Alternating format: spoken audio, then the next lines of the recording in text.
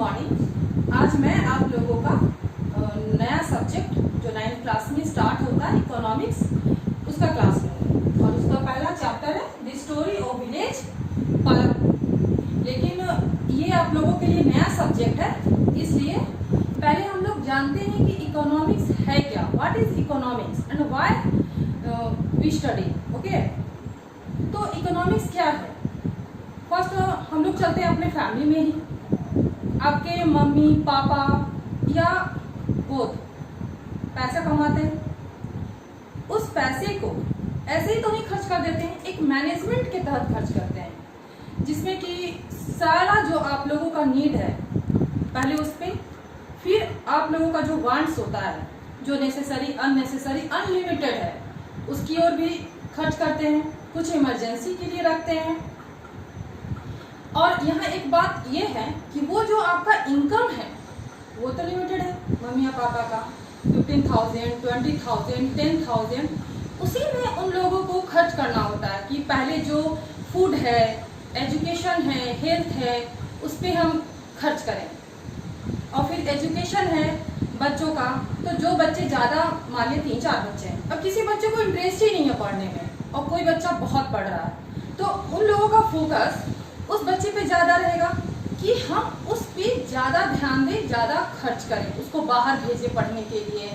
तो ये क्या दिखाता है कि हम लोग जो मनी अर्न किए उसका एलोकेशन भी, यानी बंटवारा भी पूरे एक मैनेजमेंट सिस्टम के थ्रू करते हैं, ताकि हम लोगों को आउटपुट जो है वो मैक्सिमम मिले, हम लोग को सेटिस्फैक्शन मैक्सिमम मिले। तो यही सेम चीज सोसाइटी में है, किसी भी कंट्री के सोसाइटी में हो, पूरे अर्थ को आप ले लीजिए, वहां भी यही बात होती है।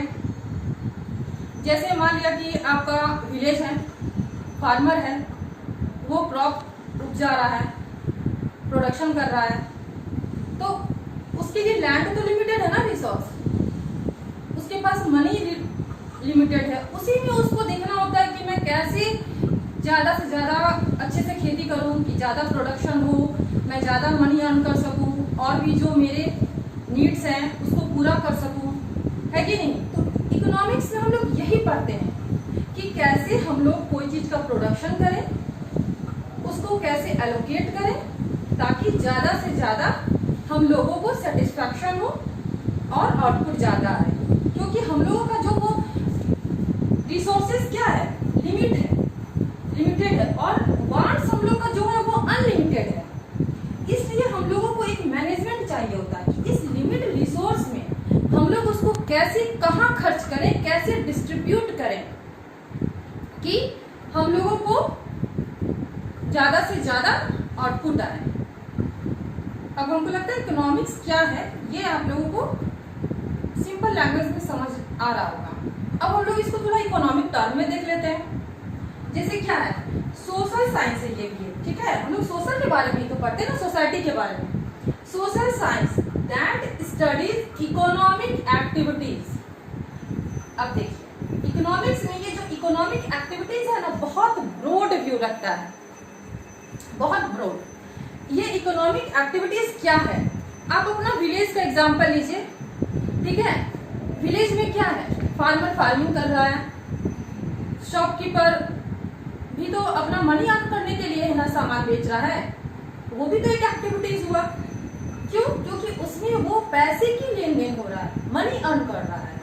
तो अब कोई मुफ्त में कोई गिफ्ट बांटे या फिर पैसे बांटे, उसको इकोनॉमिक एक्टिविटीज नहीं कहेंगे। जहाँ लेन देन हो कि हम, जैसे आपके पापा कमा रहे हैं ना, कहीं काम कर रहे हैं तो उनको पैसा मिल रहा है, ऐसे ही तो नहीं मिल रहा है। कुछ भी काम कर रहे होंगे, कहीं गवर्नमेंट सर्विस में होंगे, या फिर उनका फार्मिंग होगा, या फिर डेयरी होगा, कुछ भी शॉप होगा, मोटर व्हीकल होगा, तो वो सारा चीज इकोनॉमिक एक्टिविटीज हुआ। एटलीस्ट योर स्कूल में क्या है, आपको सर्विस दे रहा है एजुकेशन का, तो ये भी क्या हुआ, इकोनॉमिक एक्टिविटीज। आप ऐसे ही तो स्कूल में नहीं आ रहे हैं, हम कुछ दे रहे हैं। तो इकोनॉमिक एक्टिविटीज बहुत ब्रॉड है, और इसी का स्टडी क्या होता है इकोनॉमिक्स, कि उसको हम लोग कैसे डिस्ट्रीब्यूट करें, कैसे एलोकेट करें, किसको क्या नीड है। ओके, इसमें एक 3 टर्म होता है इकोनॉमिक एक्टिविटीज में, प्रोडक्शन, एक्सचेंज और कंजप्शन। अब प्रोडक्शन क्या हुआ? प्रोडक्शन आपका जो भी नीड है, जो भी अभी यूज कर रहे हैं, बुक है, कॉपी है, खा रहे हैं, फूड है, कोई ना कोई प्रोड्यूस कर रहा है ना उसको। फैक्ट्री है तो उसमें वो प्रोड्यूस हो रहा है।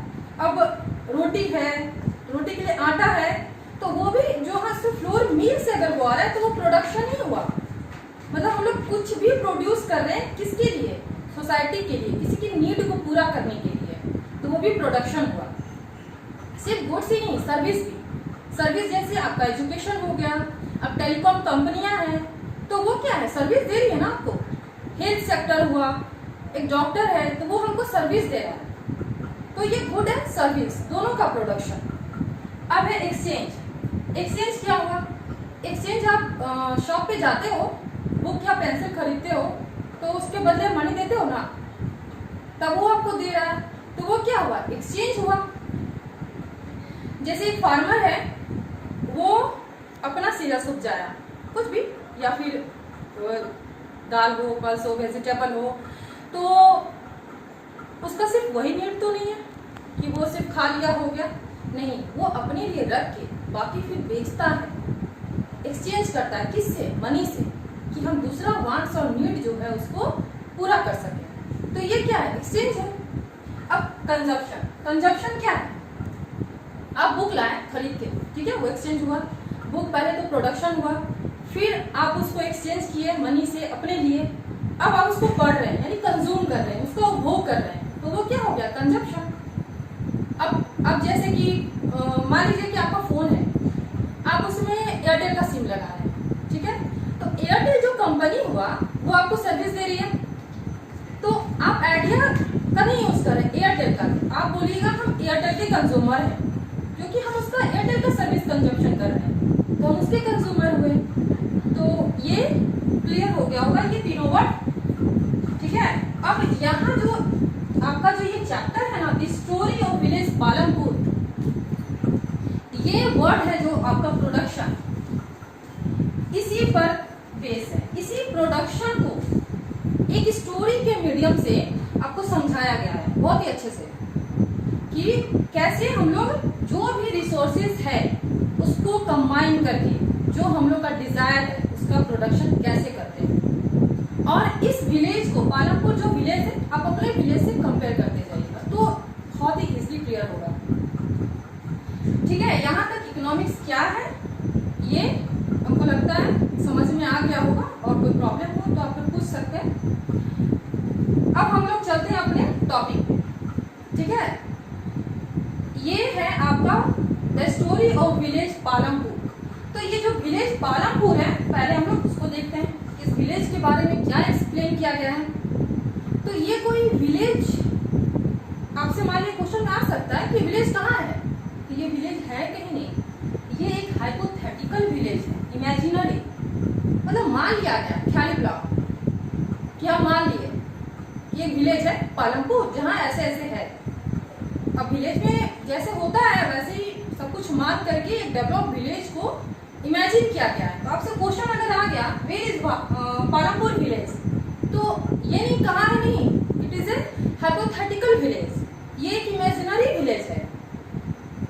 तो उस विलेज के बारे में आपका पहले हम लोग एक्सप्लेन करते हैं कि उस विलेज में क्या क्या है, ठीक है। तो इसका जो मेन ऑब्जेक्टिव है ना, वो है various resources combined to produce the desired goods and service in village. इसका मतलब क्या हुआ कि वही प्रोडक्शन, लेकिन कैसे? जो भी आपके विलेज में रिसोर्सेज है उसको कंबाइन करके हमारा जो नीड्स है, वांट्स है, जो भी वहाँ का डिमांड है उसका प्रोडक्शन करना। अब जैसे कोई शॉपकीपर है आपके गांव में, पहले वो सर्वे करता है ना कि यहाँ कौन कौन सा शॉप है या किस चीज़ का डिमांड है, क्या नीड है जो यहाँ नहीं मिल पा रहा है, उसी का शॉप खोलेगा, है कि नहीं। तो वही बात हर जगह लागू होती है, ठीक है। तो इसका मेन ऑब्जेक्टिव वही है, प्रोडक्शन, जो भी रिसोर्सेज है उससे। अब इस विलेज की बात करते हैं हम लोग, ठीक है। पहले तो ये हाइपोथेटिकल विलेज हो गया, उसके बाद क्या है, वेल कनेक्टेड है। वेल कनेक्टेड मीन्स ये आस पास के टाउन से, बड़े विलेज से, छोटे विलेज से कनेक्टेड है रोड से। और जिस रोड पर पूरा ट्रांसपोर्ट है वो विजिबल हो रहा है, जैसे आपकी बुक में दिया हुआ कि बुलोक कार्ट, जीप, ट्रक पूरा विजिबल है रोड पे, जिसपे कि जॉगरी, गुड़ वगैरह ट्रांसपोर्ट हो रहा है। इसका मतलब वो कि वहाँ ट्रेड हो रहा है, मतलब लेन देन की क्रिया हो रही है। उसके बाद क्या है, यहाँ पे दिया है कि about 400 families belonging to several caste, ठीक है, 400 फैमिलीज लगभग वहां रहते हैं जो सभी कास्ट से हैं। और एक चीज है, 80 फैमिली जो है ना वो अपर कास्ट के हैं और उनका क्या है, मेजोरिटी ऑफ लैंड पर अधिकार है। कहने का मतलब हुआ कि वो जो 80 फैमिली है ना वो लैंड के मेजर पार्ट पे उनका अधिकार है।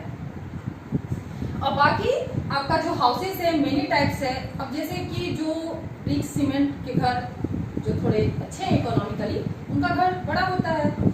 और फिर पुअर भी है बहुत, जो एक गांव के एक साइड रहते हैं या बीच में कहीं भी, उनका स्ट्रॉ और मड से बना हुआ है घर, ठीक है। और फिर क्या है, एक दिया है कि प्राइमरी स्कूल भी है, हाई स्कूल भी है, आपका डिस्पेंसरी भी है। तो ये सब बताने का मतलब क्या हुआ कि पालमपुर विलेज में ये सब एक्सप्लेन किया, उसका मतलब ये हुआ कि ये एक वेल डेवलप्ड सिस्टम है इस विलेज में, किसका, रोड का, ट्रांसपोर्ट का, इलेक्ट्रिसिटी का, इरिगेशन का, स्कूल का, हेल्थ का। तो इसको आप कंपेयर कीजिए अपने गांव से। आपके गांव में भी रोड है, इलेक्ट्रिसिटी है, इरिगेशन है, आप इस अच्छे स्कूल में आ रहे हैं, हेल्थ सेंटर है, ठीक है। तो ये हुआ पालमपुर की बात। अब यहाँ पे हम लोग आते हैं यहाँ की इकोनॉमिक एक्टिविटीज पे। तो यहाँ पे कौन कौन सा इकोनॉमिक एक्टिविटीज है, तो दो तरह के यहाँ पे हैं, फार्मिंग और non farming. Farming means agriculture, जिसमें कि आपका जो किसान है वो खेती कर रहे हैं। और नॉन फार्मिंग हो गया इसके अलावा जो भी आपका वहाँ पे गुड एंड सर्विस का है एक्टिविटीज, जैसे शॉपकीपर है, ऑटो रिक्शा चल रहा है, टेलीकॉम कंपनियां सर्विस दे रही हैं, स्कूल है, डॉक्टर्स होंगे। तो ये सब क्या हुआ, नॉन फार्मिंग एक्टिविटीज।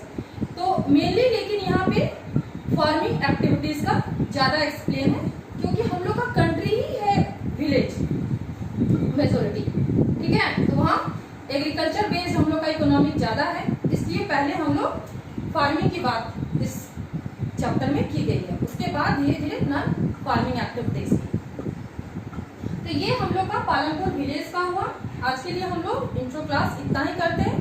फिर जो भी प्रॉब्लम, अगर आप लोग को कोई एक वर्ड से भी अगर प्रॉब्लम हो तो पूछ सकते हैं, और नेक्स्ट क्लास में फिर हम लोग इसके मेन टॉपिक से एक्सप्लेन करेंगे।